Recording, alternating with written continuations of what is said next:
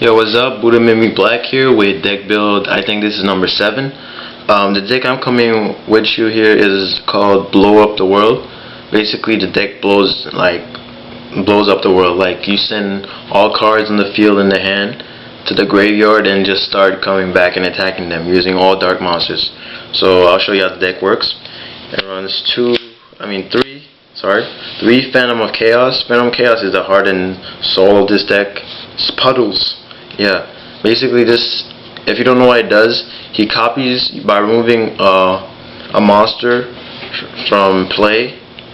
This monster, he becomes a monster. He copies the attack and effect of the monster, not the level, and he has to use his effect. And removing a monster is a resolution, not a cost. So basically, he has no cost. If you Divine Wrath him, the monster's not removed. But basically, yeah. You're gonna have a lot. You're gonna dump a lot of darks, monsters, so you can copy a lot with Phantom of Chaos. He's the heart and soul deck, and this is basically the engine. Sky Score no Alaris. You pay 1,000 life points, and you get to send all cards on the field in your hand from both players to the graveyard and draw one card. So basically, you get a +1 from drawing, and you send a whole bunch of cards you need in the grave. You need in the grave to the grave, and you mess them up because they have nothing. They have to draw next turn.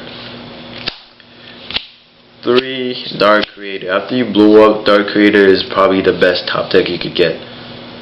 Probably it is the best top deck you could get, because you're gonna have. After blowing up, I never not had 5 darks. So you're gonna special summon and bring him darks and just start attacking for a game. He's what makes the deck goes fast. 3 Dark Creators. Basically 2 Dark Referers and an Armageddon Knight. The deck is supposed to play 3 Dark Referers, but I only had 2, so I played 1 Armageddon Knight instead. I think the deck plays an Armageddon Knight because it's a really good card if you bring back with Dark Creator to dump darks and you don't have any darks in your hand, so you can just dump a dark really quick. And Dark Referer is what makes the deck so quick, because you get to get as many darks as possible in your grave that you need in the grave before you blow up, and it allows you to get Sky Scorch from your deck into the grave really easy. So 2 Greffers and Armageddon Knight. Summoner Monk. I'm just playing. Summoner Monk is really good to get your Greffers and your puddles out, to get your Greffers and your Phantom of Chaos out. But you pitch a magic card, and then because you play a lot of spells, you pick your spell cards and you get to bring them out. So if you need a Greffer, you don't have one in your hand, or a Phantom of Chaos and you don't have one in your hand, Summoner Monk is a great way to bring it out. Next monster is 3 Necro Gardeners, because they're darks, they work in the grave, and they save your monsters basically. So 3 Necro Gardeners, really helpful. 1 Plague Spreader. Plague Spreader is the only tuner you play in here, and you will be able to synchro with him multiple times, trust me. Even if after you remove him, you can still bring him back. There's ways to bring him back in this deck in order to synchro again. So, and he's basically the heart of your tuning deck, of your extra deck. 2 Malicious, because he works in the grave and he's really quick. So you have a Malicious, a Plague, you blow up, bring Plague, bring Malicious out, and just synchro for a Colossal or something. That, because if you can play that in a dark deck, I don't know any dark deck you wouldn't play that in. If you play more than 4 darks, you'll play that. I guarantee you.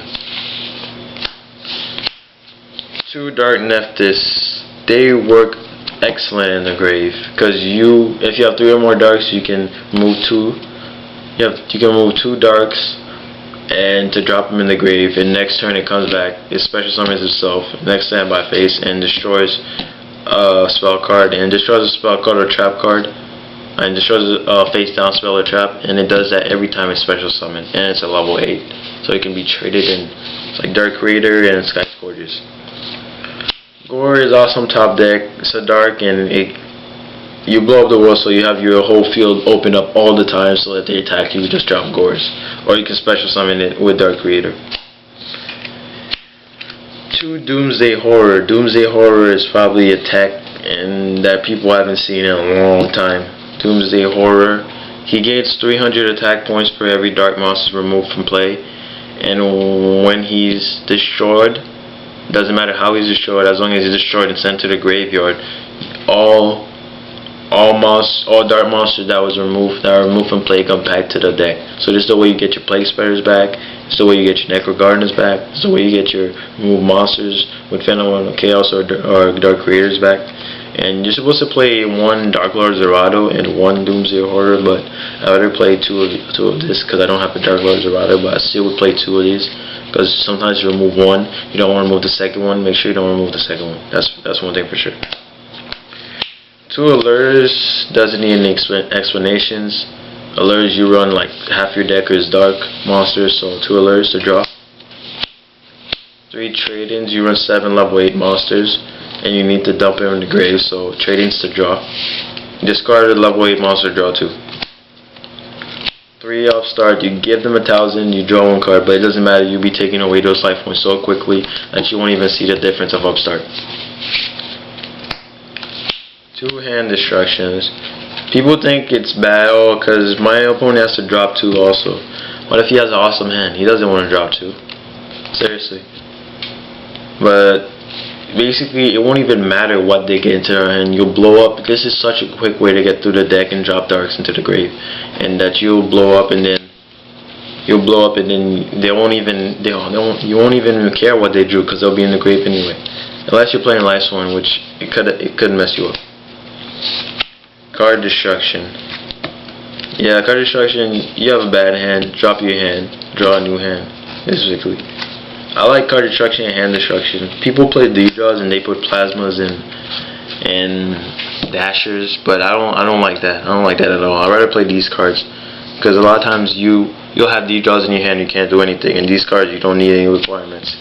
So one reinforcement is to search out your Greffers and your Armageddon Knights, because Greffers and Armageddon Knights are the way, especially Greffers, are the way to get your darks into the grave really quickly. Heavy Storm and Brain Control. These are not that important cards. Basically, if they don't have any monsters, you can just use these cards as top decks or good cards, or just dump them for Summoner Monk. And Foolish Burial is the last spell. Some people play 2, but I'd rather play 1. This isn't just my deck, so if you guys don't like it, y'all can change the build. But I'm just showing you a deck that probably a lot of you haven't seen. So Foolish Burial, I think 1 is good because I don't need it to dump. I have enough dumping power in this deck. In my traps, I only run 3 traps. I run 1 Call the Haunted. It's a really good card in the deck because you dump a lot, so you always have monsters in your grave, and there's a lot of monsters you can bring back that you need. Like you can dump a Phantom of Chaos that you don't have in your hand, and then dump a Sky Scourge, and next turn just Call the Haunted and blow up, and then you're good. And the last 2 traps I play is a Torrential Tribute and Mirror Force, because they blow up, and it's a good way to get darks in the grave and to stop them from messing you up until you can blow up. So these 2. Alright, for synchros, 2 Colossal, they're probably your most important synchros. I always bring out Colossal first because you run so many warriors that you boost up his attack and he can't be destroyed by battle. So Colossal is just he's my favorite synchro. I think he's the best synchro. Seriously, I think he's the best synchro.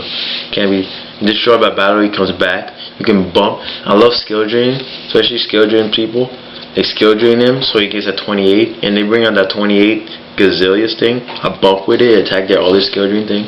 So Colossal is awesome. The 2 Stardust, like besides Colossal, all the others are just gonna be staple synchros. So 1 Red Dragon, 1 Thought Ruler, Ancient Fairy and Black Red Dragons for level 7s, and also level 7s. Arcanine Magician, I always keep 1 just in case. You never know, just in case you need.